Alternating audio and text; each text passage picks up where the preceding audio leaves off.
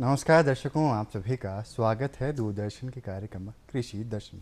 दर्शकों, जैसे आप सभी जानते हैं कि भारत देश की अर्थव्यवस्था में कृषि एक अहम किरदार निभाता है।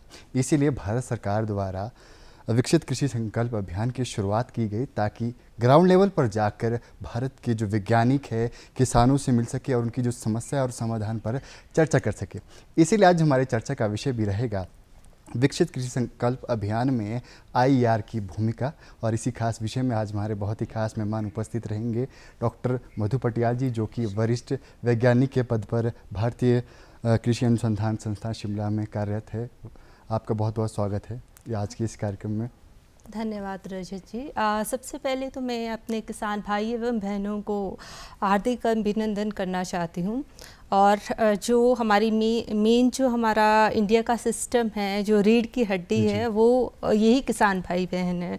तो इनके लिए जो फोर फ्रंट में जो काम कर रहे हैं हमारे माननीय प्रधानमंत्री जी और माननीय कृषि मंत्री जी ने जो ये कार्यक्रम स्टार्ट किया है विकसित कृषि संकल्प अभियान, इसका नाम से ही पता चल रहा है कि किस तरह से कृषि को हम विकसित कर सकें ताकि जो फार्मर्स हैं वो बेनिफिटेड हों, उनकी आय में वृद्धि हो। और इसका मेन प्रोग्राम फोकस जो रहा है इस अभियान का कि जो लैब में हम अनुसंधान कर रहे हैं क्या वो किसानों के पास पहुंच रहा है या नहीं, और किस लेवल पे पहुंच रहा है, क्या वो अडॉप्ट कर रहे हैं या नहीं। ये सभी चीज़ें जो खरीफ फसल में आ रही हैं, परेशानियां आ रही हैं, कैसे किसानों के द्वार हम जाके उन जो प्रॉब्लम्स हैं उनको सॉर्ट आउट करें। तो हर एक जो हम वैज्ञानिक है वो किसानों के द्वार गया है और लगभग 16,000 वैज्ञानिक जो हैं उन्होंने 1.08 करोड़ फार्मर्स कवर की हैं इस अभियान के ज़रिए। तो कहीं ना कुछ जो वैज्ञानिक तरीके हैं और जो किसानों से हमने पारंपरिक तरीके अपनाए हैं वो सभी का समावेश इस अभियान में हमें मिला है। तो कहीं ना कहीं बहुत ही सुंदर जो प्रयास भारत सरकार द्वारा किया गया है। अगर हम बात करें आपके संस्थान यानी कि आईईआर इंडियन एग्रीकल्चर रिसर्च इंस्टीट्यूट की, तो उसका किरदार और जो रोल किस तरह का रहा इस अभियान इस संकल्प के दौरान, उसके बारे में थोड़ा सा हमारे दर्शकों को बताएं। जी रजित जी, मैं आपको बताना चाहूँगी कि जो हमारा ये संस्थान है ये बेसिकली भारतीय कृषि अनुसंधान संस्थान है। और ये संस्थान जो है ये जो आता है आईसीआर के अंडर, भारतीय कृषि जो मेन जो स्तंभ है हमारा आईसीआर, उसमें ये फोकस करता है। तो जब हम आईसीआर की बात करते हैं और विकसित कृषि संकल्प अभियान की बात करते हैं तो ये जिम्मा जो सौंपा गया था वो आईसीआर को ही सौंपा गया था। और उसके ज़रिए जो है जो स्टेट लेवल का जो हमारे प्रोग्राम्स जो कोऑर्डिनेटर्स थे स्टेट से भी, जैसे केवीकेस हैं और दूसरे भी एडीओज एचडीओज थे, उनका हमें कोलैबोरेशन मिला और उस तरह से इस अभियान को चलाया गया। अगर मैं अपने संस्थान की बात करूंगी तो मैं आपको बताना चाहूँगी जो ये हमारा संस्थान है ये पूसा संस्थान के नाम से भी मशहूर है। और जो हरित क्रांति की जो नींव रखी गई थी देश में पहली बार, जो अर्ध बोने किस्म की गेहूँ की जो फसलें आई थी, जो वैरायटीज़ आई थी, ये इसी संस्थान से उजागर हुई थी। इसी का शोध कार्य जो आगे बढ़े थे उसी के कारण जो पूरा भारत जो हमारा विकसित हुआ था जब भुखमरी के स्टेज पे जब हम थे, लेकिन अब हम जो सेल्फ सफिशिएंट हुए हैं वो उसी के कारण हुए हैं। तो हमारे संस्थान का काफ़ी अहम योगदान है और ये मतलब काफ़ी ऊपर सबसे बड़ा संस्थान है जो कृषि, बागवानी और विभिन्न क्षेत्रों में कार्य कर रहा है। जी मधु जी, अगर हम बात करें इस अभियान की तो आपके संस्थान द्वारा किन किन जो ब्लॉक्स में इस अभियान का आयोजन किया गया और किन किन जगह पर किसान भाइयों को जागरूक किया गया इस अभियान के बारे में थोड़ा सा बताएं। रजित जी, देखिए हम तो अपने आप को खुश नसीब समझते हैं कि हमें इस किसानों की सेवा करने का मौका मिला और ख़ासकर जहां आप कार्य कर रहे हैं उन्हीं किसानों से आप मिले जिनको आपने सीड दिया है, जिनके साथ आपने ग्राउंड लेवल में पहले भी काम किया, उनके साथ और अच्छे से काम आप जब कर रहे हैं। तो हमारे जो दो जो हमें ब्लॉक्स दिए गए थे वो टुट्टू था और एक बसंतपुर था। उसमें हमने काफ़ी पंचायतें कवर की, जैसे मैली, चैली, और हलोट, ये काफ़ी जो पंचायतें थी, और हर एक पंचायत में हमने जो है 3-3 विलेज किए हैं। तो 15 दिन में हमने काफ़ी पंचायतें और काफ़ी विलेज किए हैं, और हर एक विलेज में कम से कम हमारा 150 से 200 किसानों को हमने कवर किया था इस दौरान। जी, अगर हम बात की जाए किसानों की, तो इस अभियान के दौरान आपने काफ़ी किसानों से मुलाकात की, तो आपको क्या लगा कि किसान भाई कितने जागरूक थे और कितने उत्साहित थे इस अभियान को लेकर? थोड़ा सा इसके बारे में भी हमारे दर्शकों को बताएं। देखिए, क्योंकि ये खरीफ का सीज़न था, तो पहले तो हमें थोड़ा सा प्रॉब्लम होने लगा, क्योंकि किसान भाई जो थे वो अपने जो फील्ड में भी काम कर रहे थे, तो उनको इकट्ठा करना, गैदर करना। लेकिन जिस तरह से स्टेट के जो रिप्रेजेंटेटिव थे, एसडीओज, एडीओज, उन्होंने हमारे साथ कोलैबोरेट किया, केवीकेस ने कोलैबोरेट किया, तो हम सब जब इकट्ठा उनके पास गए तो हमें बहुत ही पॉजिटिव रिस्पांस मिला किसान भाइयों से, और जो भी उनकी समस्याएं थी, धीरे धीरे करके हम वो उसको सुलझाते गए। तो बहुत अच्छी इंटरेक्शन रही फार्मर्स के साथ, और उनको भी लगा कि पहले वो सोच रहे थे कि कुछ बातें ऐसे ही होंगी, लेकिन जब बातों के साथ मुलाकातें भी हुई तो वो जो इंटरेक्शन था वो बहुत ही पॉजिटिव था, और उससे जो निकला है, कहीं ना कहीं फार्मर एक दूसरे से मोटिवेट हुए हैं। तो निश्चय ही जब हमने अपने फ़ोन नंबर्स उनको दिए हैं, तो आगे वो हमसे कांटेक्ट करने की, और हम भी उम्मीद रखते हैं कि वो हमसे जुड़े रहेंगे। जी, कहीं ना कहीं वो आगे भी आपसे जुड़े रहे और तमाम जो जानकारियां हैं वो आपसे लेते रहे। अगर हम इस अभियान की बात की जाए, तो इस अभियान के मुख्य पहलू क्या क्या थे जो इस अभियान को और ज़्यादा उत्साहित और ज़्यादा इंटरेस्टिंग बना रहे हैं?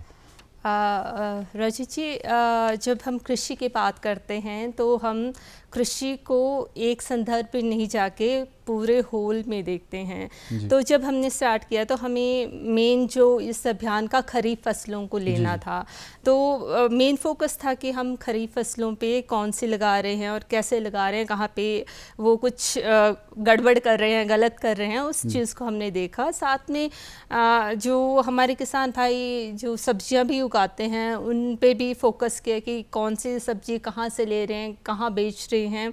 और तीसरा एस्पेक्ट जो था, क्योंकि हिमाचल प्रदेश में जो हॉर्टिकल्चर का काफ़ी स्कोप है, फार्मर्स उसकी तरफ जा रहे हैं, तो उसमें भी हमने काफ़ी कहाँ बगीचे लगाए हैं, कौन सा मदर प्लांट लिया है, कौन सा रूट स्टॉक लिया है, उसके बारे में हमने जानकारी की। साथ ही साथ हमने उनको जो स्कीम्स हैं, जो नेशनल और हमारे स्टेट की स्कीम्स हैं फार्मर्स के लिए, वो भी बताई, और जो कोई फ़ायदा ले रहा है उनको आगे आके उनको प्रोत्साहन दिया। महिलाओं की अगर हम बात करें तो महिलाओं ने इसमें काफ़ी भाग लिया, क्योंकि वो सशक्त महिलाएं बनना चाहती हैं अब, तो उनकी भी आजीविका कैसे इम्प्रूव हुई है वो भी कुछ हमारे पास सक्सेस स्टोरीज आई, तो हमें बहुत अच्छा लगा उनके साथ इन चीज़ों को डिस्कस करते करते। जी मधु जी, जैसे अभी आपने जिक्र किया खरीफ फसल पे भी काफ़ी जो इस अभियान का जो फोकस रहा है, तो कौन कौन सी जो समस्याएं हैं जो हिमाचल के किसान या भारत के किसान खरीफ फसलों के दौरान इसकी समस्या से जूझते हैं, और उसके क्या क्या जो समाधान हैं वो रह सकते हैं, उसके बारे में थोड़ा सा हमारे दर्शकों को बताएं। देखिए, हिमाचल में जो मेन जो खरीफ फसल है वो जो है मक्का है।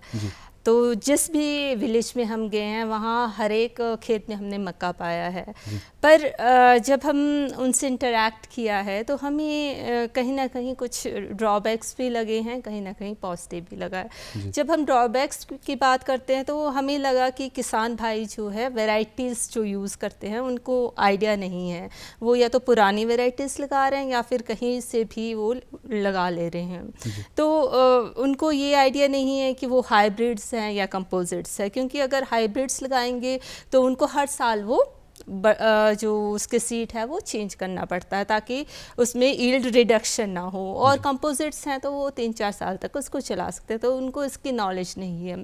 साथ में जब वो लगाते हैं तो कहते हैं कि हमारे पास टाइम नहीं है, रिसोर्सेज नहीं है। वो नेचुरल सी बात है, किसानों के पास क्योंकि भूमि भी समतल नहीं है, ट्रैक्टर्स नहीं है, तो हम उनको रिकमेंड करते हैं कि लाइन स्विंग करें, लेकिन जब भी हम गए हैं तो हमें 1-2 किसानों के अलावा और कहीं भी लाइन स्विंग नहीं मिला। मिला है। तो हमने उनको उस लाइन सोइंग का महत्व बताया है कि अगर लाइन में लगाएंगे तो वो जो पोषक तत्व हैं वो आपस में लड़ेंगे नहीं जो पौधे हैं, और हर एक पौधे को अच्छा पोषक तत्व मिलेगा, अच्छा पानी मिलेगा, जिससे उसकी ग्रोथ अच्छी होगी और कॉप्स अच्छे आएंगे और ईल्ड भी अच्छी आएगी। साथ ही साथ जो हम इंटीग्रेटेड फार्मिंग की बोलते हैं कि किसान भाई अगर मक्का ही लगा रहे हैं तो उसके साथ अगर वो पल्सेस लगा देते हैं, क्योंकि हिमाचल प्रदेश पहले पल्सेस में बहुत अच्छा था, जो दालें थी वो काफ़ी लगती थी, लेकिन जब हम खेतों में गए तो हमें कहीं भी दालें नहीं मिली। पहले रौंगी लगती थी पर अब वो मतलब विलुप्त थी, जो मुझे लगा कि नहीं लग रही हैं। तो हम उस की तरह भी उनको लेके गए कि आप देखो, जब आप क्रॉपिंग कर रहे हैं, कहीं खेती कर रहे हैं, तो आपको मिक्स पे जाना है ताकि एक कहीं पे आपका लॉस आ रहा है तो दूसरे से आपको उसमें मुनाफा हो सके, और साथ ही साथ आपका जो मिट्टी की उर्वरता शक्ति है वो भी बनी रहे। तो ये काफ़ी अहम पहलू थे। साथ ही साथ फार्मर्स का कुछ पॉजिटिव ये था कि उन्होंने पुरानी वेराइटीज़ लगा के रखी थी, बचा के रखी थी, जैसे साठू की हम बात करते हैं जो 60 दिन में तैयार हो जाती है, तो किसान भाई उसको भी अभी भी चला रहे हैं। तो वो बहुत अच्छी बात है कि वो उसको विलुप्त नहीं कर रहे हैं। तो उसमें भी हमने थोड़ा सा ऐड किया कि उन वेराइटीज़ के आप अगर NBPGR में plant protection of variety rights जो होते हैं उनमें उनके नाम की वो संरक्षित हो जाएंगी तो आगे जाके वो कभी विलुप्त नहीं होंगे। तो उस तरह से उनको मोटिवेट भी किया गया। जी मधु जी, जैसे अगर हम बात करें सब्जियों की, तो हिमाचल प्रदेश में काफ़ी किसान हैं वो सब्जियों की खेती ज़्यादा करते हैं, और आपने जैसा भी जिक्र भी किया कि आपने काफ़ी पंचायतों में किसानों से मुलाकात की, और अक्सर किसानों की ये समस्या रहती है कि सब्जियों में काफ़ी ज़्यादा बीमारी देखने के लिए मिलती है। खासतौर पर अगर बात करें नर्सरी की, तो नर्सरी में ज़्यादा बीमारी देखने के लिए मिलती है। तो इस समस्या का समाधान कैसे जो हमारे बागवान और किसान भाई पा सकते हैं? रजत जी देखिए, जब हम हिमाचल की बात करते हैं तो पहले हम करते थे कि वो गेहूं चावल ऐसे लगाते थे, लेकिन अब जब हम हिमाचल की बात करते थे हम सब्जी या जो फ्रूट्स हैं हॉर्टिकल्चर की बात करते हैं। तो नेचुरल सी बात है कि जब आप एक ही चीज़ बार बार लगाएंगे उसमें बीमारियां आएंगी ही आएंगी। तो पहले तो हम बोलते हैं कि आप क्रॉप रोटेशन पे जाना चाहिए फार्मर्स को, कि जैसे मैं अपनी ही बात करूं, जो मेरे ससुराल हैं वहाँ पे लहसुन लगाते थे मेरे, तो वो कंटिन्यूशन पे उन्होंने 3-4 साल वो लहसुन लगाया, लेकिन क्या हुआ कि पहले तो वो खुश रहे कि बहुत बड़ा बड़ा आ रहा है, लेकिन विद टाइम वो खेत ही जो है डिजीज़ से इन्फेक्ट हो गया और उसमें कोई भी पैदावार नहीं हुई। तो क्रॉप रोटेशन की हम बहुत बात कर रहे हैं, या फील्ड रोटेशन की, मतलब एक ही फील्ड में बार बार एक क्रॉप नहीं लगानी है, इसको चेंज करते रहना है ताकि बीमारियां कम आए। और जब आप सब्जियों की बात कर रहे हैं तो नेचुरल सी बात है कि कैश क्रॉप्स हैं उनकी, तो उसकी पैदावार ज़्यादा होनी चाहिए, लेकिन जब पैदावार के लिए ज़्यादा उर्वरक देंगे तो बीमारियां तो उसमें अट्रैक्ट होंगी या कीड़े अट्रैक्ट ही होंगे। तो इसके लिए नर्सरी मैनेजमेंट की जब हम बात करते हैं तो किसानों को सिंपल सा एक रूल बताया गया, जिसको हम सोलर जो ट्रीटमेंट है वो देते हैं, जिसमें क्या होता है कि जहाँ नर्सरी बनानी है किसान भाई बहन ने उनको क्या करना है कि उस एरिया को पॉलीथीन, मोटे से पॉलीथीन से ढक देना है, करीबन 30-40 दिन तक वो ढके रहना ताकि सूरज की रोशनी से वो तपता रहे। उससे क्या होता है कि पहले तो उन्हें पानी दो, फिर ढको 40 दिन के लिए, फिर निकालो। उससे क्या होगा कि जो भी कीड़े होंगे जो 12 से 15 सेंटीमीटर की डेप्थ में होंगे, बीमारियाँ होंगी, वो सोलर रेडिएशन से वो मर जाएंगी। साथ ही साथ हम बोलते हैं कि जब आपने पानी दिया था पहले उनको, तो उस ज़मीन को पानी, अगर लहसुन वाला पानी होगा तो वैसे ही उनकी मतलब जो बीमारी हैं वो कम आएंगी। और वायरसेस जो मेन होती हैं उनको भी जब हम बोलते हैं नर्सरीज में, उसमें भी कंट्रोल कर सकते हैं, जिसमें कि लो टनल जो पॉली हाउसेज हैं उनको लगा के किसान भाई जो बाहर का जो कीट है वो उसमें नहीं आएगा और वायरस जो नहीं फैलेगा। तो इस तरह से कुछ छोटी छोटी बातें हैं जो किसान भाई अपना सकते हैं, जिसमें कोई संसाधन नहीं लगेंगे, लेकिन वो अपनी जानकारी के हिसाब से उसको अच्छे से चला सकते हैं। जी मधु जी, साथ ही अगर हम बात करें हॉर्टिकल्चर की, तो वर्तमान समय में जो बागवान भाई किस तरह के जो पौधे लगा रहे हैं, और अभी भी काफ़ी जो बागवान भाई है वो उनकी जो उनको प्रोडक्शन मिलनी चाहिए क्रॉप की वो नहीं मिल पाती, तो क्या कमी रह जाती है बागवान भाइयों द्वारा, उसके बारे में थोड़ा दर्शकों को बताएं। देखिए रजत जी, ये आपने बहुत ही अच्छा प्रश्न पूछा है कि हम कहाँ पे चूक कर रहे जी, हैं। जी। तो हिमाचल का हमें पता है कि हिमाचल को सेब का राज्य कहा जाता जी, है, और चूक यहाँ भी हो रही है कि जब सेब का राज्य आ गया तो हर कोई सेब पे चला गया। जी, जी। और सेब जब लगाने लगे किसान भाई, तो सेब जहाँ से भी मिला, जिस नर्सरी से मिला वो लगा दिया। जी, अब जब नर्सरी इन्फेक्टेड है तो पौधा भी इन्फेक्टेड होगा, और जी। जो उन्होंने लगाया वो भी इन्फेक्शन पे जाएगा। तो हम पहले तो किसान भाइयों को यही कहते हैं कि जब भी आप कोई पौधा लगाएंगे तो आपकी नर्सरी जो है वो अच्छी होनी चाहिए। जहाँ से भी पौधा लेते हैं वो अच्छी होनी चाहिए। वो हमसे आके ले सकते हैं या फिर जो हॉर्टिकल्चर डिपार्टमेंट्स हैं उनसे ले सकते हैं। तो किसान भाइयों को थोड़ा सा, क्योंकि ये हॉर्टिकल्चर क्रॉप्स कई सालों तक, आप ये नहीं है कि आज काटा तो 6 महीने लगाया तो 6 महीने बाद आप उसको काट लेंगे। जी। वो तो 6-7 सालों तक जाना है, तो आप बगीचा एकदम से नहीं काट सकते। जी, जी। तो जैसे हम बोलते हैं कि आप जो लगाओगे वही पाओगे, तो जी। अच्छा लगाएंगे तो अच्छा ही पाएंगे। तो उनको सबसे पहले जो पौधे कहाँ से लेने हैं वो सबसे पहले उनको जानकारी होनी चाहिए। दूसरा है कि जब किसान भाई पौधा ले लेता है, लेकिन छोटा सा गड्ढा बनाया और उसमें डाल दिया और बाद में देख लेंगे इसको, अभी किसी और काम में लगो, इस तरह से वो चलते हैं। तो देखो, जब पौधा ही उसको जड़ें फैलने के लिए जो अच्छा पिट नहीं मिलेगा तो वो कैसे आगे ग्रो करेगा, कैसे मुनाफा देगा। तो जो पिट फॉर्मेशन है वो बहुत ही ज़रूरी है। जब हम रिकमेंड करते हैं 3 feet by 3 feet by 3 feet का जो गड्ढा होना चाहिए, और जब गड्ढा बनाते हैं तो उसमें भी थोड़ी सी उनको वो करना पड़ता है कि नीचे की मिट्टी अलग रखनी है, जो 1.5 जो है फीट की अलग और 1.5 फीट की अलग रखनी है, और जब डालते हैं तो नीचे की मिट्टी जो ऊपर डालनी है और ऊपर की नीचे। इस तरह से किसान भाइयों को थोड़ा पिट फॉर्मेशन पे भी ध्यान देना होगा। अगली बात जो आई कि किसान भाई जब हम जा रहे थे तो कुछ ने तो जो प्रूनिंग और जो कटिंग वगैरह किया था वो अच्छा किया था, लेकिन उनको नॉलेज नहीं है बेसिकली। जब भी आप किसी हॉर्टिकल्चर क्रॉप्स में जाते हैं तो किसान भाइयों को सबसे ज़्यादा नॉलेज होना चाहिए कि आपको किस तरह से उस बगीचे को मेंटेन करना है। लगा तो लिया कि मेंटेनेंस बहुत ज़रूरी है, कब काटना है, कब किस एंगल से काटना है, कहाँ पे बेंडिंग देना है, वो थोड़ी हमने उनको बताया कि इसको कहीं ना कहीं एक्सपर्ट और जो ट्रेनिंग लेना बड़ा आवश्यक है। बिल्कुल बिल्कुल। देखो, आप 1 साल अगर रुक सकते हो वो रुक जाओ, लेकिन जो 1 साल की ट्रेनिंग है वो आपको अगले कई सालों का मुनाफा देगी। तो किसान भाइयों को वो ट्रेनिंग लेना बहुत ही ज़्यादा ज़रूरी है। जी मधु जी, जो कृषि विकसित संकल्प अभियान है, इसमें जो मुख्य तौर पर जो तकनीकीकरण है उसके ऊपर बड़ा ध्यान दिया गया, और साथ ही जो किसान भाइयों की जो आय है उसे दुगना और बढ़ाने का भी बड़ा अहम जो इस पर चर्चा की गई है। तो किस तरह से जो हमारे बागवान जो किसान भाई हैं वो अपनी जो आय को कृषि के माध्यम से दुगना या बढ़ा सकते हैं, उसके बारे में दर्शकों को बताएं।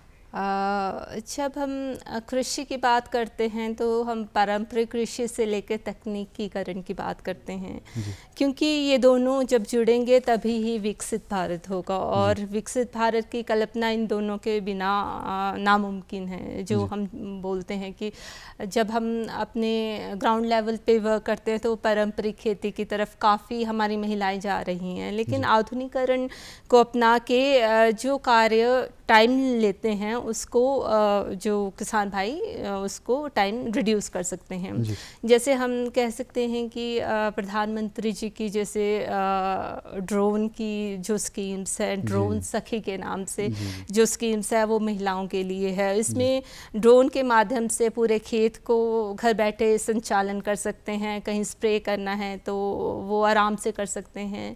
तो इस तरह से जो तकनीकीकरण है वो बहुत ही ज़्यादा ज़रूरी है।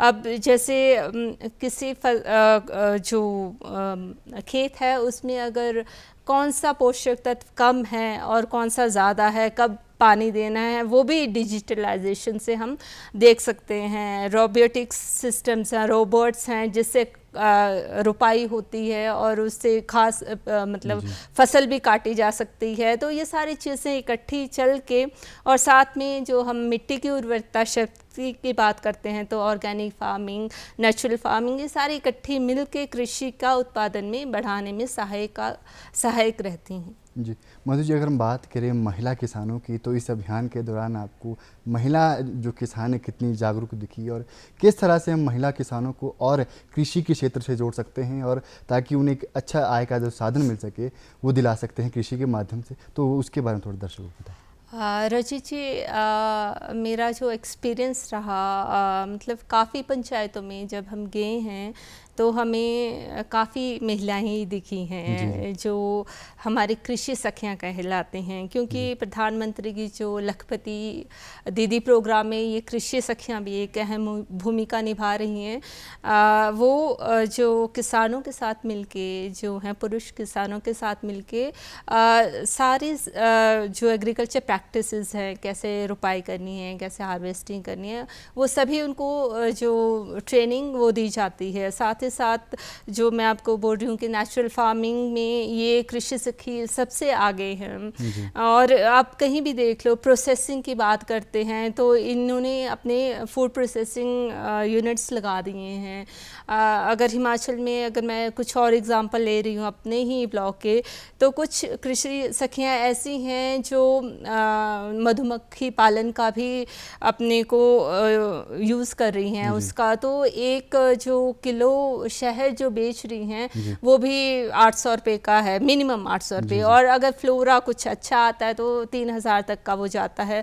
तो इससे उनकी आमदनी काफ़ी बढ़ रही है और वो खुश भी हैं। और हमें भी उनकी सहायता से, क्योंकि वो फोर फ्रंट में एक्सटेंशन वर्कर्स हैं, हमने कुछ बताया है, उनको सिखाया है, तो वो 20 लोगों को बताती हैं, तो हमारा एक्सटेंशन वर्क उनके साथ प्रोग्रेस कर रहा है। तो वो काफ़ी एक्टिव हैं लेडीज़ जो मुझे दिखी हैं इस बार। जी, मधु जी, जो सबसे बड़ी एक और जो समस्या है जो पूरा विश्व अभी इस वक्त जो इस समस्या से जूझ रहा है वो है बदलता पर्यावरण, और ये कृषि के ऊपर भी बहुत ज़्यादा एक अफेक्ट कर रहा है। तो इस समस्या से बचने के लिए हमारे जो बागवान जो कृषि है और जो किसान भाई है, बचने के लिए क्या क्या प्रयास कर सकते हैं और क्या क्या प्रयास करते रहने चाहिए ताकि जो अच्छी जो कृषि है वो वर्तमान समय में की जा सके?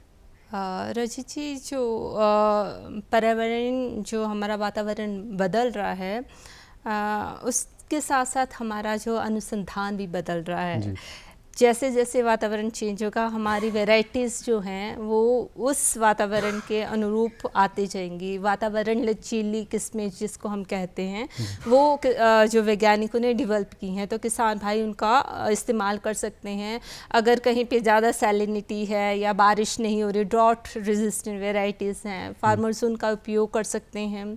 और सबसे ज़्यादा है कि अलग अलग मौसम के लिए, अलग अलग सोइंग कंडीशंस के लिए, अगर जैसे मैं गेहूं की बात करूं तो एक वैरायटी नहीं है कि आप नवंबर में भी एक लगाएंगे, दिसंबर और अक्टूबर नवंबर दिसंबर के अगेती समय से पछेती बिजाई में एक ही वैरायटी लगाएंगे, ऐसा नहीं है।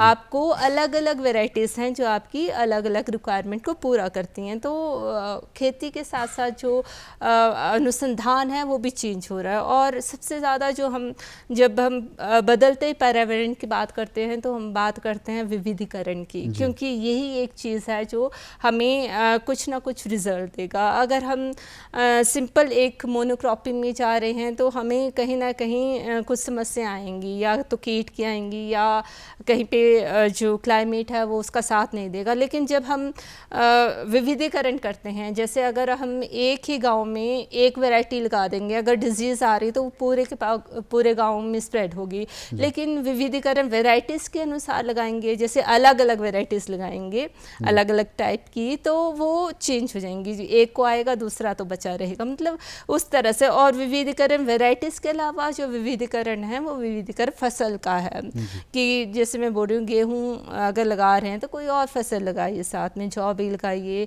अब मक्का लगा रहे हैं तो पल्सेस का इस्तेमाल कीजिए। और साथ साथ में जो हॉर्टिकल्चर की हैं, फॉडर्स की हम बात करते हैं, पशुधन की हम बात करते हैं, उनके लिए आपको फॉडर चाहिए। फॉडर की वैरायटीज़ हैं, फॉडर के ग्रासलैंड्स हैं, उनसे संपर्क करके किसान भाई जो ये बदलते पर्यावरण से जूझ सकते हैं। जी मधु जी, अगर हम बात करें विकसित कृषि संकल्प अभियान की, और इसको अगर हम विकसित भारत की दृष्टिकोण से देखा जाए, तो आपको क्या लगता है कि ये अभियान कितना सफलतापूर्वक रहा और किसानों और बागवान भाइयों के लिए किस तरह से इसने योगदान दिया, और आगे चलकर ये अभियान हमारे किसान भाइयों के लिए और कृषि के क्षेत्र के लिए कितना महत्वपूर्ण हो सकता है, इसके बारे में थोड़ा सा बताएं। देखिए, ये जो विज़न है हमारे प्रधानमंत्री जी का कि लैब से जो भी प्रोग्राम जाना है वो लैब तक ही सीमित ना रहे, वो लैंड तक जाए। तो इस जो कह रहे हैं कि ये अभियान ख़त्म हो चुका है, जो पिछले दिन ही ख़त्म हुआ, पर जब हम उनके स्टेटमेंट देखते हैं कि ये ख़त्म नहीं हुआ है, ये तो अभी शुरू हुआ है। बिल्कुल। तो जो एक गांव, एक यूनिट, ये एक जो फार्मर्स का यूनिट है और एक जो साइंटिस्ट का यूनिट है, ये सब जुड़ गए हैं आपस में। और जहाँ जहाँ भी हमारी उनकी प्रॉब्लम्स आई हैं हमने सॉर्ट आउट की हैं। उनको जहाँ जहाँ भी स्कीम्स नहीं मिली, हमने खुद बैठ के देखा है कि कहाँ पे प्रॉब्लम्स आई हैं। जैसे एक किसान भाई बोल रहे थे कि हमने टैंक बनाया लेकिन हमें 70,000 का सब्सिडी नहीं आया है, हमें तो 20,000 का ही आया। लेकिन उन्होंने वो स्कीम्स देखी ही नहीं। उन्होंने छोटे कैपेसिटी का टैंक बनाया और 70,000 के एक्सपेक्टेशन। कहीं ना कहीं ये अभियान बहुत ही ज़्यादा सफलतापूर्वक रहा है और ग्राउंड लेवल तक हमारे किसानों से मुलाकात हुई और उनकी समस्या को जाना है। तो दर्शकों, आज हमने मुलाकात की डॉक्टर मधु पटियाल से, जिनसे जाना कि विकसित कृषि अभियान से किस तरह से हमारे किसान व बागवान भाइयों को लाभ मिला है और आगे चलकर ये कृषि क्षेत्र के लिए कितना फ़ायदेमंद हो सकता है। तो दर्शकों, अब वक्त हो गया है आपसे विदा लेने का। फिर मुलाकात होगी एक नए मेहमान के साथ। तब तक के लिए जय हिंद, जय हिमाचल।